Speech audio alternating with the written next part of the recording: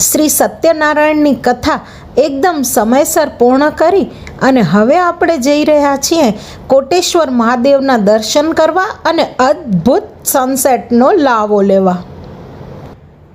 તો ચલો, આપણે સૌ ફરીથી બસમાં ગોઠવાઈ ગયા છીએ અને જઈ રહ્યા છીએ કચ્છ જિલ્લાના લખપત તાલુકામાં આવેલા કોટેશ્વર મહાદેવના મંદિરે. સમુદ્ર કાંઠે આવેલું આ સ્થળ અહીંના પુરાણ પ્રસિદ્ધ કોટી શિવલિંગોના કારણે ખૂબ જ પ્રખ્યાત બન્યું છે, જેની કથા રાવણ સાથે જોડાયેલી છે.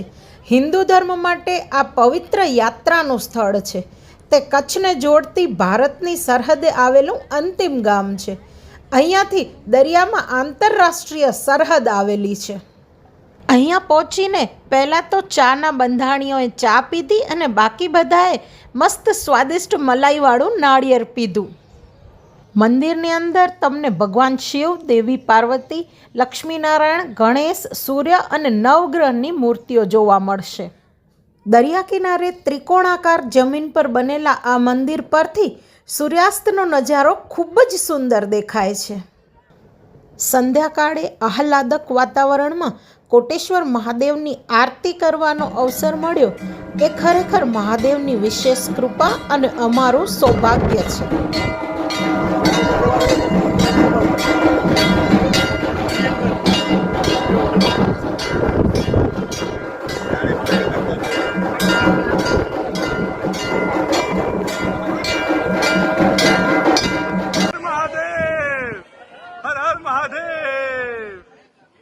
સંધ્યા આરતી કરીને અમારા આખા પરિવારે ગ્રુપ ફોટોશૂટ કર્યું. 150થી પણ વધુ લોકો, એક પરિવાર, એક ફ્રેમ અને એમબીપી ફેમિલીની અસંખ્ય લાગણીઓ.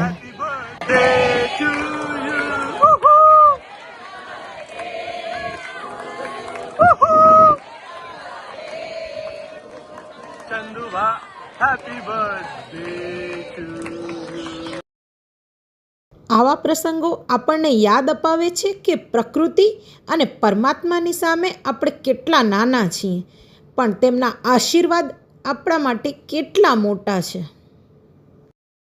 પેઢીઓ બદલાય છે, સમય બદલાય છે, પરંતુ પરિવારની એકતા આવી જ અડગ રહે એ જ સાચો આશીર્વાદ છે.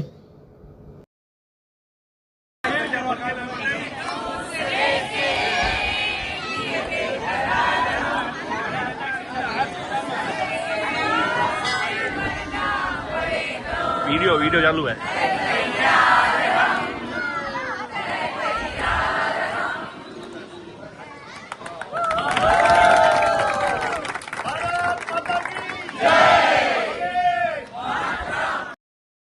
બસ તો ફરીથી એકવાર નિજ મંદિરમાં અંદરથી દર્શન કરી અને હવે અમે ફરીથી અમારા ઉતારે એટલે કે સ્વામિનારાયણ મંદિરે પહોંચી ગયા છીએ.